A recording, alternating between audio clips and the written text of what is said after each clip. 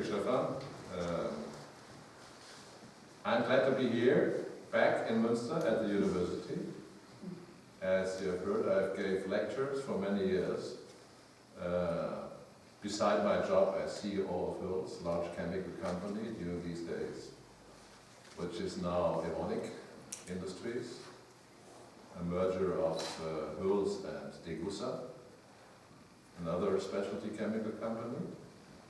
And when we had the turnaround of Hüls AG, I had the idea to acquire a large company, sleeping orphans, I call them, which we could merge with Hüls and build a new company. Unfortunately, the board decided that the guy from Degussa should take over the merger because it should be a friendly takeover. And they feel that I would be the CEO of the merger, it could be unfriendly for the Frankfurt guys and girls. Because we were really a fast boat to enter the market and beat the competitors. And the Frankfurt guys were really lazy aircraft carriers. So, yeah, so. Okay, anyway. During these days and years, I gave lectures on business topics here in the chemical department, which was new during these days. I talked about some issues which you covered this week. Maybe it was not so modern during these days, but anyway, I think I was one of the first marketing guys in the German chemical industry. It was in '78. During these days, the shareholders believed that a chemist could do everything, in business or sales director. I was promoted sales director. I had no idea how to do this job. No idea. I was head of lab and research, and of course I developed new products. I took these products and applications to the customers and back and so on. But I had a seminar in Wuppertal here. It was done by Professor Engelhardt, a well-known marketing professor for industrial marketing. 2 weeks. And I was sitting there as a chemist, no sales director. And all of a sudden, it was a great idea. I said, I'm going to be the marketing guy from this moment on. And I had contact with him for many years. So I started marketing myself and developed concepts and talked in the company to the directors about the 4 P's and so on. And they had no idea because marketing in the chemical industry in 1978 was not known. The researchers research, the production guys produce, and the sales people, they have to sell the products which are in the stock. And it was easy. It was, of course, marketing was developed in the pharmaceutical industry, in the consumer good industry, and so on, but not in the chemical industry. I said, oh, the whole company should follow the market, the customers. And I'm the guy, tell you, research guys, production guys, the sales guys, what to do, because do what the customer needs. Well, I said, you are crazy. Come on, sell what is here on the stock. You should know that the chemical industry, of course you're in the chemical industry, there are many, many new products which was not developed from the market perspective, which were developed from the inside perspective of research. Professor Karl Ziegler developed catalysts nearby here in Mülheim to produce polyethylene, polypropylene, PVC, polystyrene, and all that stuff, with no idea what it could do, what he can achieve in the market. So this was from inside to outside, not from outside to inside. And this was the reason why the chemists said, come on with that marketing thing. We don't need, we are not Coca-Cola. Okay, I said, they don't believe me, so I had the idea, being my own marketing guy, that I had to explain when I have perceived the concept, what the improvement in the bottom line is to these guys. So I had waited for 1 or 2 years, and then I had 10 projects. I said, this was a marketing concept, we did this, product price, production, distribution, competitors, I don't know what. And bottom line is 2 million better. Oh, great, and so on. And then they believed me. And then I said, what do you want? I said, I want to be managing director here, okay? They didn't like the idea. This demanding marketing guy. Later on, I learned that the pull strategy is much better than the push strategy. I tried push strategy. And during these days, I gave lectures here at the university. And during these days, I had the idea to found and promote the department for business chemistry here. And I remember when we talked to Professor Leker in Kiel, where he was pretty previous years, and persuaded him to come over to Münster and take over this nice job. And I'm so glad how this developed. It is marvelous. So many bachelors, masters, and PhDs. And I could be a little of help to start that. So these are the two reasons why I'm glad to be here. If I look into your program, there are a lot of interesting topics. Recognizing business opportunities, innovation, global strategy and business environment, understanding business models, patterns and architecture, developing a global marketing strategy. I would like to do so. Corporate venturing, entrepreneurship, past and future of disruptive innovation, and so on, business plan, angel financing, and venture capital. Great topics. And this is your first day. You are facing a wonderful seminar, a wonderful week. And I'm so happy that Stefan and his colleague is managing this seminar because, Stefan, I can say I have had a little influence on your decision for chemistry and for business chemistry. And now he's here arranging the seminar. Wonderful. Congratulations. Good job. Wonderful influence. Okay, so nice topics, but they are all outside of you. They're in the business. And now we have the topic here, life balance. And life balance, the origin of life balance, is always inside of you. So this is a very different topic. Normally these kind of fireside chats or dinner speeches are more entertainment or fun or relaxed or chilling. I promise you, this is nothing to relax what I tell you. It's really tough stuff. It's severe. I'm talking about life or death, or illness, or being successful or not being successful.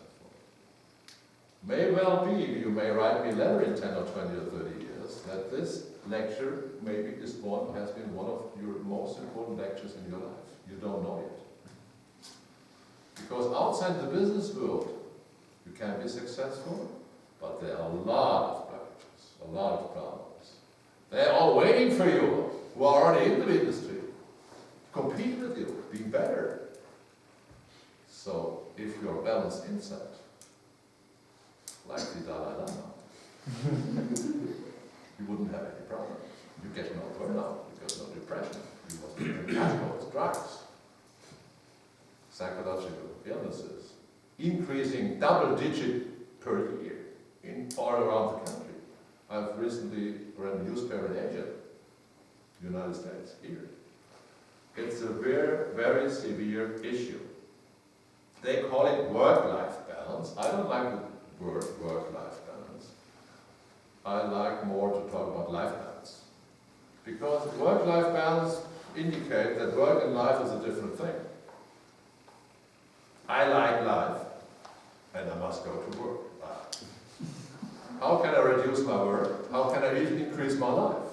So it's the wrong direction. But the whole world is talking about work-life balance. There's one author of a book, I have that in mind, but it's not written. The book is called Work-Life Bullshit. Great book. In Austin. And he's right. It's not opposite. Work is part of your life. Maybe the most important part of your life, time. So I like life balance. It's a balance of life And you have to keep in your life many things in balance. Your outer orientation, your inner orientation. The outer is mostly driven by your ego mind, and the inner orientation is driven by yourself, self-spirit. Or you have to get a balance between male and female, yin and yang. Very difficult. Or more. Or between the good and the bad. Your dark brother, your dark sister is there in your rucksack, waiting for you. All what you neglect, don't want to do, nobody should know, you put it in your shadow.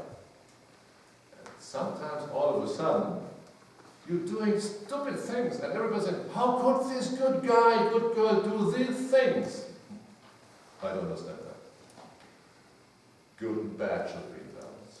Well, there's some more. So it's so important. It is all influencing your business life. It's tough stuff. There was in a German newspaper here a big report, manager under pressure, 4 suicides. Swisscom chef, suicide. One of the board members of Zurich Insurance, suicide. One top manager in London of Deutsche Bank, suicide. JP Morgan guy jumped from the roof of the office building. And that's only the top. Thousands and thousands are ill. Especially in the consultants companies, in the investment banking business, and in big law firms. They are trained that 4 hours a night is enough for you. Nobody's asking you, but your competitors in the country, they sleep only 4 hours. It's a very tough thing what I'm talking to you. And you should be prepared not to be only a young professional in business, but to be a young professional in your life, in your personal life, and in your business life. You are talking here about startups. Start up your own growth, internally own growth. Then you build up resilience in this world, which is really triggered by globalization and competition. Do you think the Dalai Lama could get a burnout? No. What is he doing different? And he has a lot of problems. Do you think a Shaolin monk or a samurai would get a burnout or a depression? We would agree, I don't think so. So there must be something different. What they learn, and you can learn it, there must be something different, in spite of all problems. Can you imagine if you let your inner values grow, that you're in the business like a Shaolin or a samurai? In the moment you need all your power, you are there as a great presence for the moment. You can beat everybody and be friendly. It's not an attack, but you're stabilized in your internal. This is my topic. It's your inner growth. And it's a trial for me to prevent you from future problems.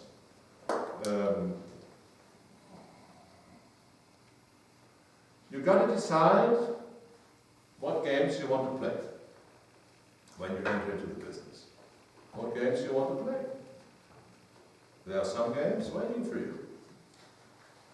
Let me read out of my book, Living in the Golden Wind. I think everybody has downloaded this book and read the book and have a lot of questions, of course. From author called Rob.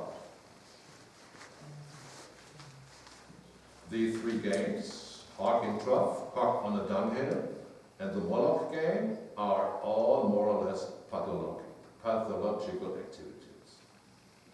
The players who win nothing that they can truly call their own.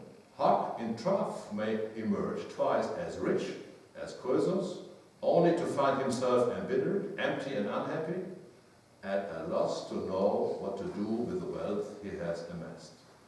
And the cock, on the other hand, may make himself so famous that everyone knows his name, only to realize that this fame of his is a mere shadow and a source of inconvenience.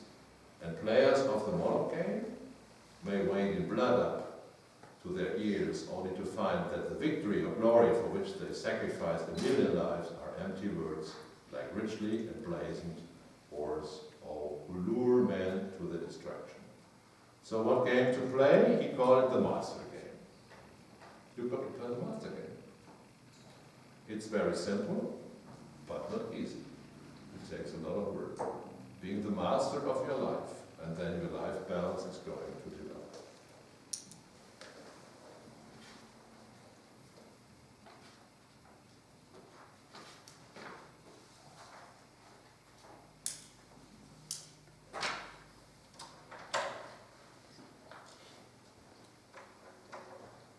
I didn't prepare a real complete lecture. I would like to try to ask you for questions, and I will structure my speech according to your questions or remarks. And my ideas, I'm on the way to decide whether I write a book for you, young professionals, because my Canadian editor, who did my book with me, he said, "You've got to write a book for the young people." I asked my 3 children whether I should do it, and I'm now 72. My 3 children said, "Oh, Daddy, come on, let the young people write a book for you." You are here by hope to motivate me for this book. So let's assume this book is written and in the market. And the title, the working title in my brain is just Imprints for Young Professionals, Guide for a Better Life Balance. If you see this title and have a look, what do you expect? Which answers should be answered in this book? Then we have my speech structured. Feel free to ask questions. What do you want following this input, which I gave at the beginning? What are you interested in? What do you want to know? I have a little bit more experience than you. So use your time here. I can tell you all what I experienced. I would like to change with you. Be again a young professional. But now I am an old professional, and the little thing I can do to give some footprints on the ground where you can start to walk, and then walk on your own. So what are the questions? What was your personal thing or background why you started? I think you've been in Bhutan. Was that the origin of thinking about your inner self, or at what point in your life did you start? There is something else than only the things around you that influence you, and you need a balance. When did those questions arise, and why did you get an answer, or how did you get an answer? Okay. What's the trade-off? I mean, I studied business administration, and I know that for every decision that you take, even if it's to grow your inner self, there always gonna be a trade-off. I mean, is it money? Is it well? Of course, it has advantages, but it has probably disadvantages. Probably that topic would be nice. You mean why that in business? Why, and what do you have to give up? And what do you gain from it at the end, of course? By being yourself. Okay. How are we going to deal with the burnouts which we young professionals usually face in our life? How we can deal with our burnouts? Like at times you really think that everything has been shattered. Okay. Prevention of burnout.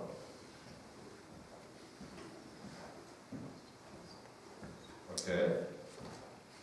I think I want to know that how can I find a balance to not to be affected by the outsiders, to be affected by the people, not thinking about how the other people value me, how they expect me, just to be myself, just like doing what I'm doing, and then I can do it better, but not affected by the outsiders. Yeah. Good point.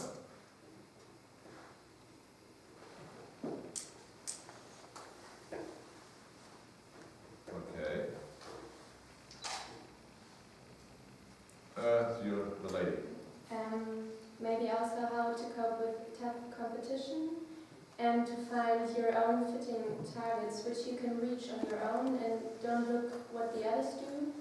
And maybe the way young professionals can find the way to happiness, because I think you also said that the finding of life balance and the way to happiness can come from one individual on its own. But I think considering your professional life, for example, which plays a big part in our lives, you can do it better when you're in a specific high position, I think, but not when you start work.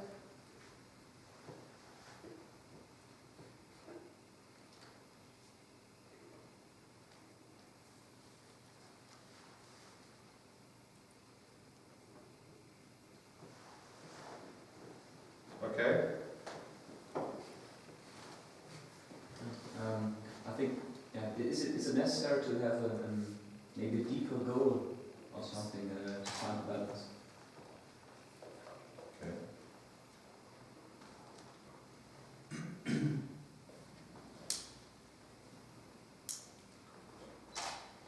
Wonderful questions. One more? Yes, also regarding that goal and your inner values, I'm pretty sure that plenty of us don't actually know what are their values they want to develop more. So how do you find your way to those values you need? So it's like finding your goal, which is what's sort of like the path. I mean, you probably have seen it the hard way, but we are young, and so how do you go the quick way to your inner values?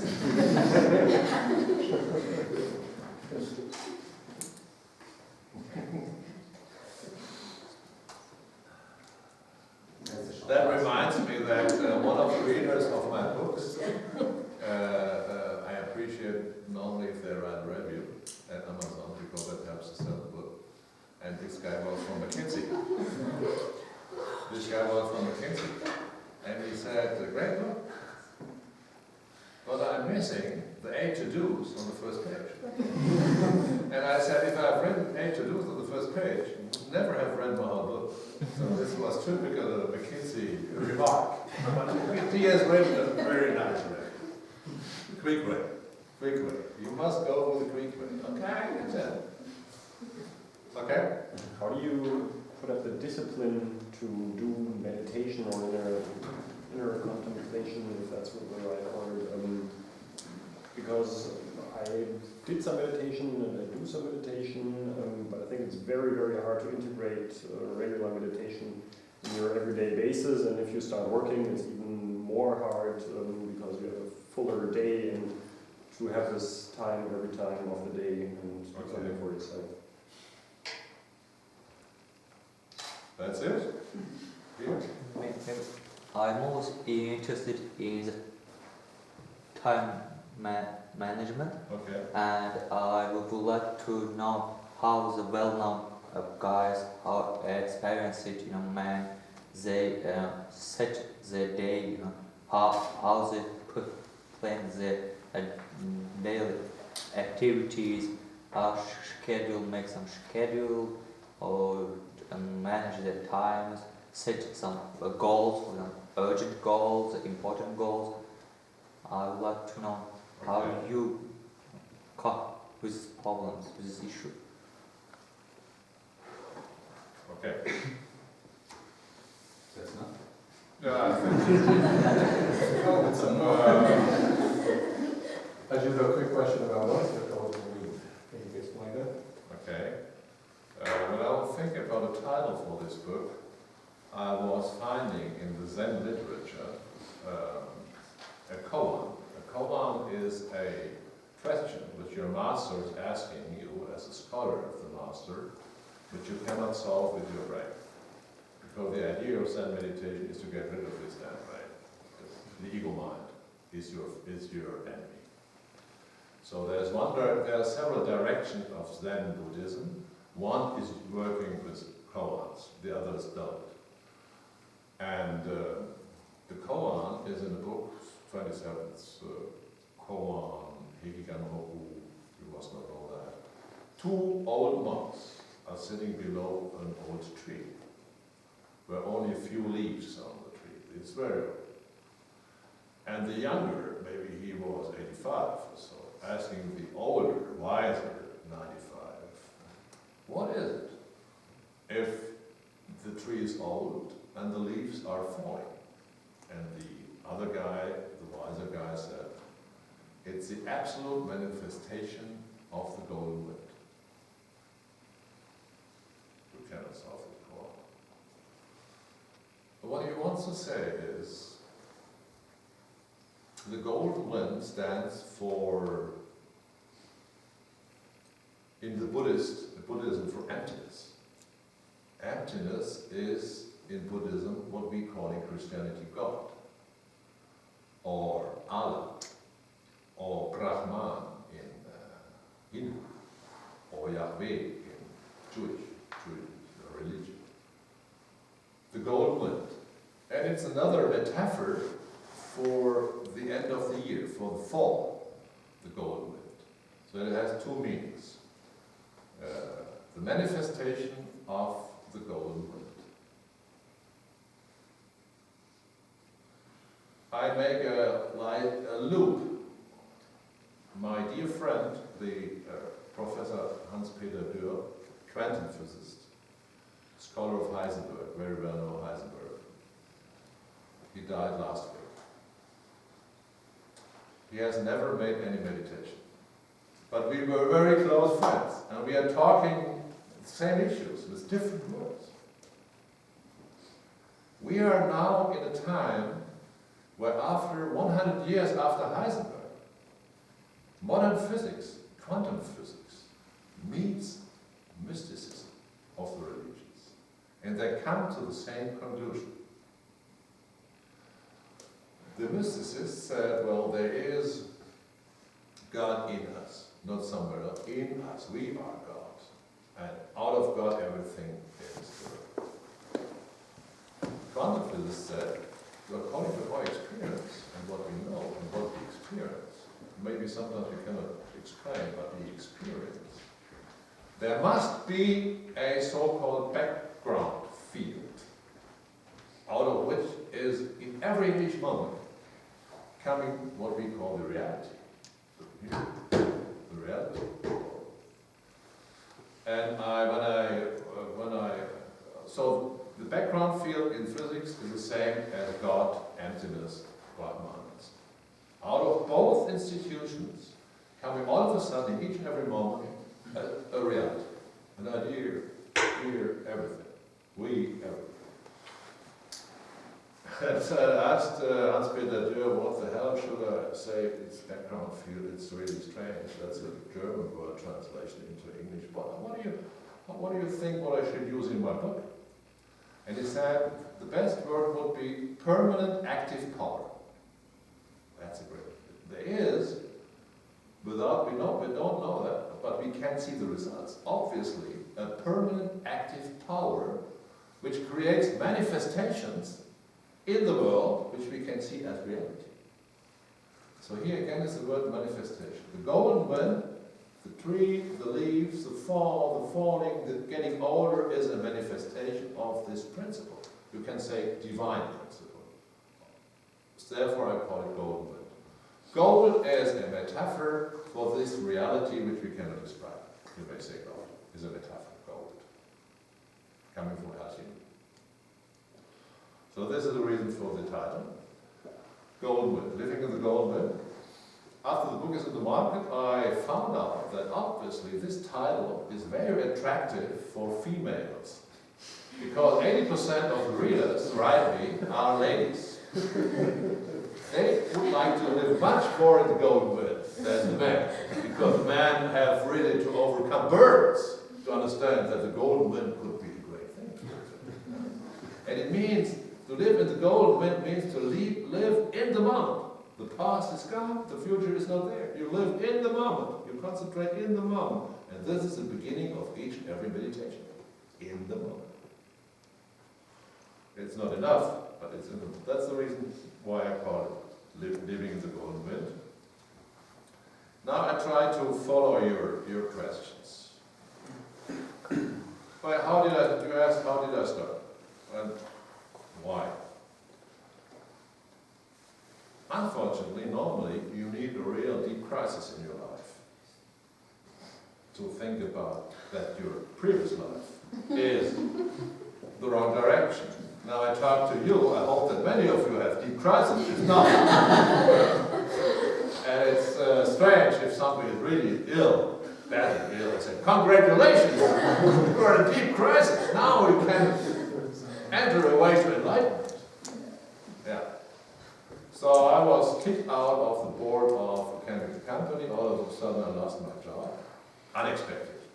Because I was a marketing guy. And the CEO was not a marketing guy. He didn't want what I said. He said, I'm the research guy. You do what I have done as research. We produce and you sell. I said, no, it's the other way around. So he kicked me out before Christmas. And almost not knowing that Christmas is the next day. He was very much in the outside world. I was shocked because he hired me. So be careful, don't believe if somebody is hiring you and say, oh, you're a great lady, you're a great man. He may kick you out all of a sudden. You don't know who he is. Who is in his rucksack, his shadow. The bad brother is here. Bam! I don't like you. And almost at the same time, my marriage failed. So I got a private and a business big bang to understand, hey. And I was very successful with my career and private life, I had children, and everything was fine. Like my mother said, if you really learn a lot, you know a lot, you can do a lot, you can earn a lot, and as you think. Yeah? So I did it. I was always awarded for that. I said, that's life. I worked hard until Friday or Saturday. I used Sunday for relaxing and getting back my power, and then Monday morning I started again. I said, that's great because everybody's doing that. I got nice positions and money and all that. I said, well, that's what my wife, that's a lot. I'm a businessman. Slow down. She didn't like it. I know many people who have had big crises in life. Lost the job, lost the health, good friends died, lost money, the bubble, Wall Street bubble, and so on. Obviously, you need a crisis. It's easy with a crisis. But if you don't have a guide or some knowledge prior to the crisis, that's the reason why I talk to you.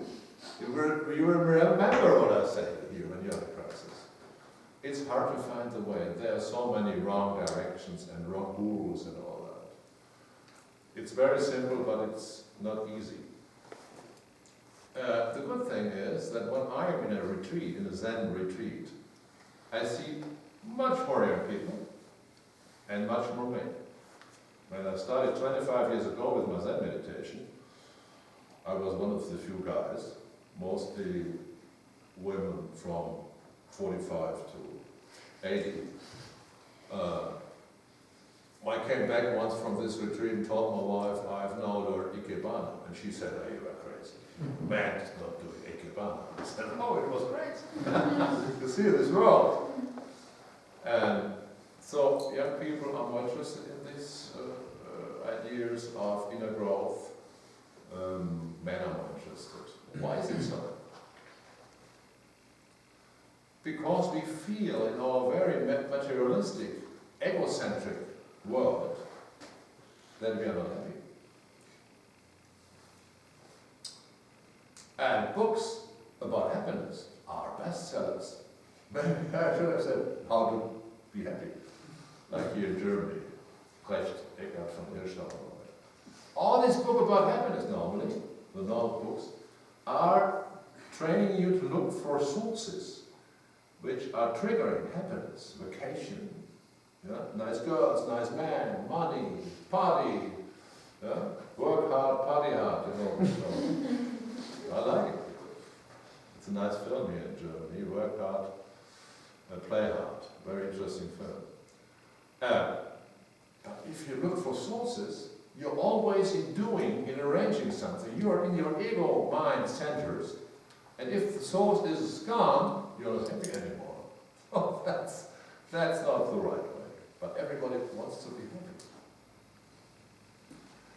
And happiness is growing much better with an inner growth on the spiritual path. There are 2 books about happiness which I quoted in my book. One is from Mathieu Ricard, Happiness. He studied biochemistry, and he is now one of the assistants of the Dalai Lama. And one is from a Lama, Yonggi Mingme Rinpoche, about happiness.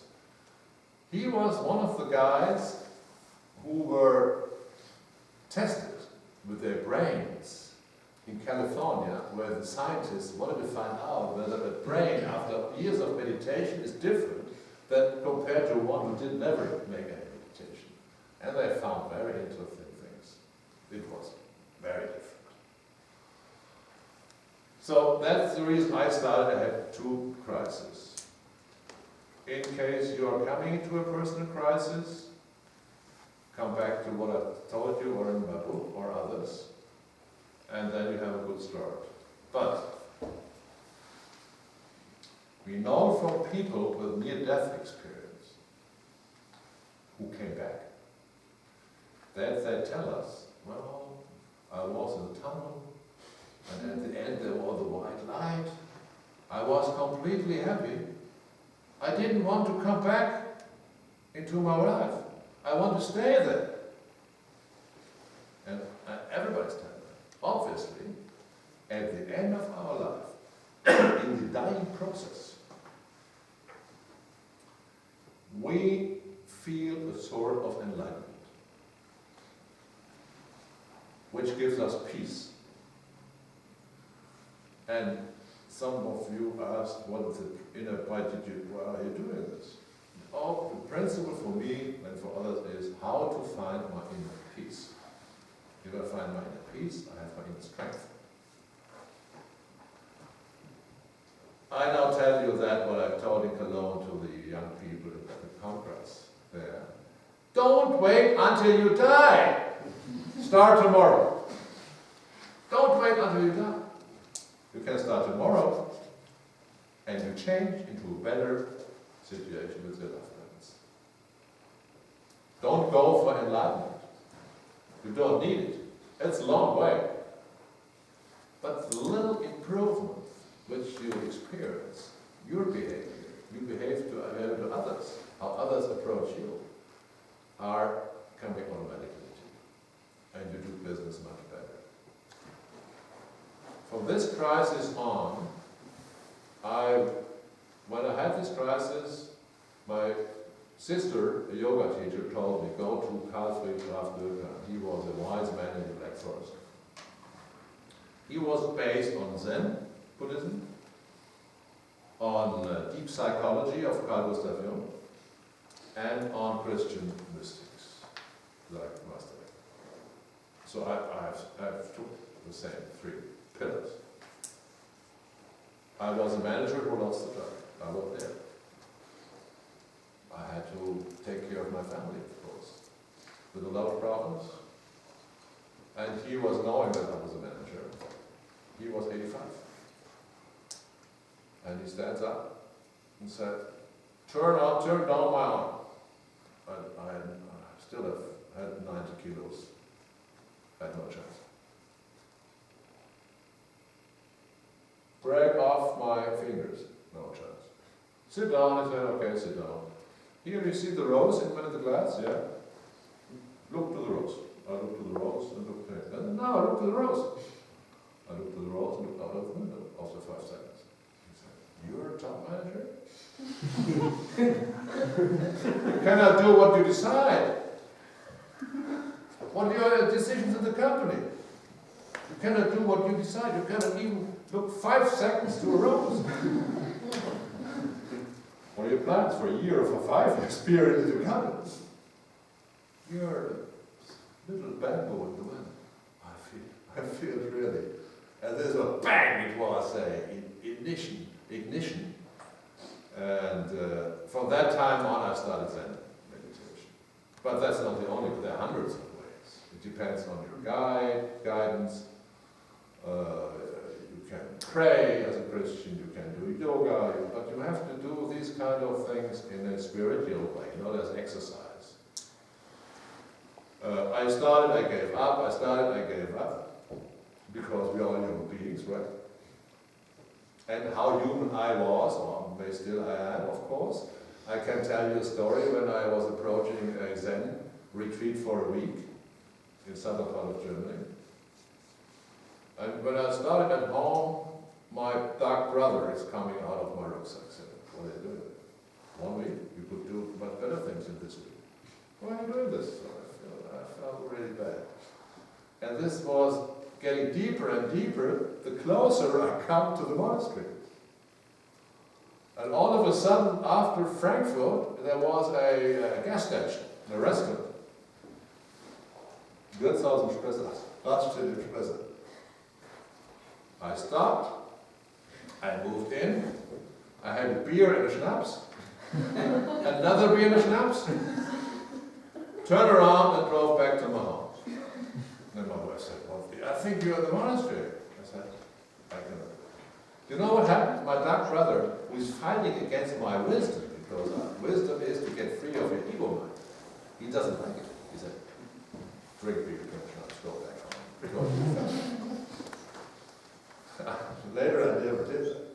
With the dark brother, you have to learn when he comes up. Yeah? If you're angry all of a sudden, somebody is making you angry, then your brother is coming, your dark sister is coming. You have to be angry. Yeah, you have to fight him. Don't accept what he says. As long as you detect this force out of your dark, you have to solve the problem by 50%. Watch him, what he's telling you. We are now facing the World Championship in Brazil. This dark force in you is playing Champions League, or world champion of soccer. We are playing the 5th league down something. We have no chance, but we have to train ourselves to be on the same level. And this is only possible through inner growth. Why is it better in business? Second question. I think there are not so many CEOs who talk about their own transformation and about the manner how they did the things different in business. There are thousands of people who believe they know how to do business. I was CEO of some large companies. Who's had 40,000 people here. I was the CEO and had the turnaround to be done. I did it. I was the CEO and did that kind of leadership out of my inner forces, according to the status of my inner growth. So I was feeling what to do, how to decide. If you are on that track, through meditation and other things, you feel, of course, first, that you're connected with everybody, with the whole universe, with everybody, with the environment. So your decisions are influenced by your connection to everybody. You know what our problem is? That decision makers are far away from the other one who have disadvantages with their decisions. Hans-Peter Dürr is telling this story. He said, well, in Switzerland there was a lot of snow, and there was a CEO skiing up there on the hill, and they said, oh, the CEO up the hill, great CEO, and all of a sudden he's starting an avalanche down it. And yet still, the people in the village said, great guy, CEO of XY. And when the avalanche arrived at the village, the damage was seen. These guys who structured the certificate, the papers, with all the junk in it, where the rating company said, oh, AAA, through 10 stages, and at the end, an old lady in Berlin was asked by Deutsche Bank to buy Lehman certificates for her future. So she's so far away from those guys who started the damage that they don't care. And you can see it all over, politics, business, all over. If you are on that meditation track, inner growth, you are more and more interconnected. Interconnectedness is a great pleasure with all people, and you know really what to do. Of course, I had to make decisions how we can reduce the workforce in Hüls, let's say, by 10,000.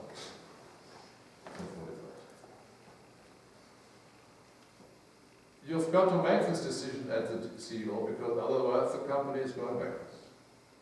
If you're an entrepreneur and a CEO, you have to create value in the company. The value must grow, otherwise forget the company. Stockholders are going off. You have to make decisions concerning people in your company.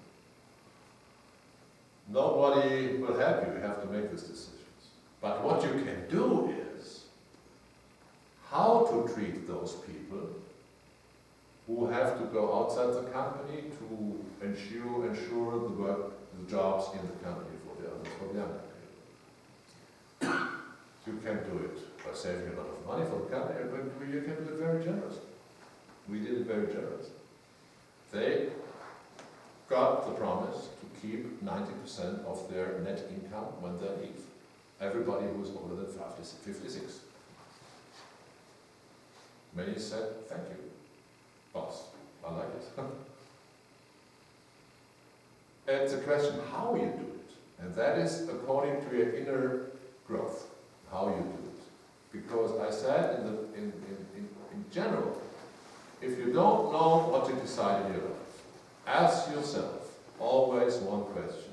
Does this decision brings me inner peace or not? That's it. Then you have to make your